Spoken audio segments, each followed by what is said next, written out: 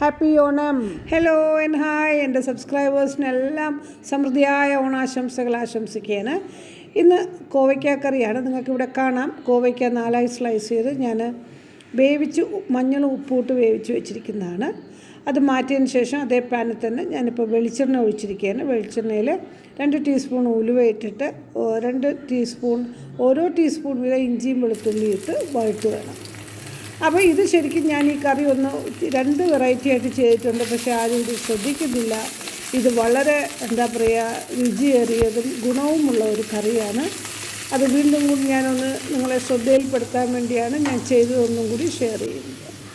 അപ്പോൾ അത് രണ്ടും വഴറ്റിയതിന് ശേഷം ഞാൻ ഒരു മീഡിയം സൈസ് സവാളേനെ വഴറ്റി അതൊന്ന് വഴണ്ട് വന്നപ്പോൾ മഞ്ഞളും ഉപ്പും മുളകും പൊടി ഇത് മൂന്നും ചേർത്ത് നന്നായിട്ട് വഴറ്റുകയാണ്.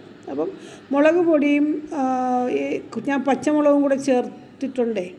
അപ്പം നമുക്കതൊക്കെ ഓപ്ഷണലാണ്. നിങ്ങളുടെ ഇഷ്ടത്തിന് നിങ്ങളുടെ എരിക്കനുസരിച്ച് നിങ്ങൾക്ക് ചേർക്കാം. അപ്പോൾ അത് വഴണ്ട് വന്നപ്പോൾ ഞാൻ 2 ചെറിയ ടൊമാറ്റോ, 3 പച്ചമുളക്, കറിവേപ്പില അതെല്ലാം കൂടെ അരിഞ്ഞു വെച്ചതാണ് ഇപ്പോൾ ചേർത്തൊന്ന് വഴറ്റുന്നത്. ശരിക്കും ഈ ടൊമാറ്റോ ഒന്ന് ഉടഞ്ഞു കിട്ടണം.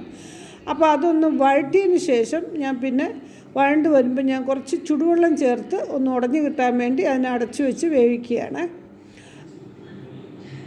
അതെല്ലാം നന്നായി ഒന്ന് വെന്ത് വരുമ്പോൾ നമുക്ക് കോവയ്ക്ക അതിലോട്ട് ചേർക്കാം. ഇവിടെ ഞാനൊരു ചെറിയ അരമുറി തേങ്ങ പേസ്റ്റാക്കി വെച്ചിട്ടുണ്ട്. അതിൽ കുറച്ച് വെള്ളം കൂടെ മിക്സിയിൽ കഴുകി വെച്ചിരിക്കുന്നതാണത്.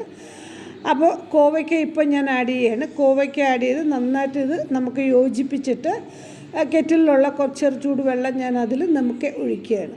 അപ്പോൾ ഈ ഒരു കറി എന്ന് പറയുന്നത് ഇതിൻ്റെ ഒരു ഗുണവും മണവും എല്ലാം വ്യത്യസ്തമായ നല്ലൊരു ചെയ്ത് കഴിയുമ്പോഴേ നമുക്ക് ഇതിനുള്ള ഒരു രുചിയും മണവും ഒക്കെ അറിയാൻ പറ്റത്തുള്ളൂ. അപ്പം ശരിക്കും ഒട്ടുമിക്ക ആൾക്കാർക്കും ഈ കോവയ്ക്ക എന്ന് പറയുന്നത് ഇഷ്ടമില്ലെന്നാണ് ഞാൻ കേൾക്കുന്നത്. പക്ഷേ it's A very healthy vegetable. അപ്പം ഞാനിവിടെ ഇപ്പോൾ തേങ്ങ നമ്മൾ ആഡ് ചെയ്തിട്ടുണ്ട്.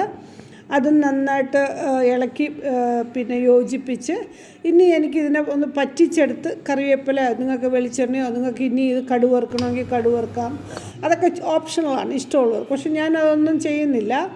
ഞാൻ ജസ്റ്റ് കറിവേപ്പില ഇട്ട് നന്നായിട്ട് തിളപ്പിച്ച് ഇനി ഇതൊരു സെർവിങ് ഡിഷിലോട്ട് ഇതിൻ്റെ മസാലയൊക്കെ ഒന്ന് തെളിഞ്ഞ് വരുമ്പം സെർവിങ് ഡിഷിലോട്ട് മാറ്റുകയാണ് ചെയ്യുന്നത്. അപ്പോൾ ഇത് ശരിക്കും നിങ്ങൾ ഇത് ചെയ്യാത്ത ആൾക്കാരൊന്ന് ചെയ്ത് നോക്കണം. ഇതിൻ്റെ ഗുണവും മണവും ഒക്കെ അപ്പോഴേ നിങ്ങൾ അറിയത്തുള്ളൂ. ഈ കറി ഇഷ്ടപ്പെട്ടാൽ like and share and subscribe ചെയ്യാൻ മറക്കരുതേ. വീഡിയോസൊക്കെ കാണണം, സപ്പോർട്ട് ചെയ്യണം. Thanks for watching. ബൈ.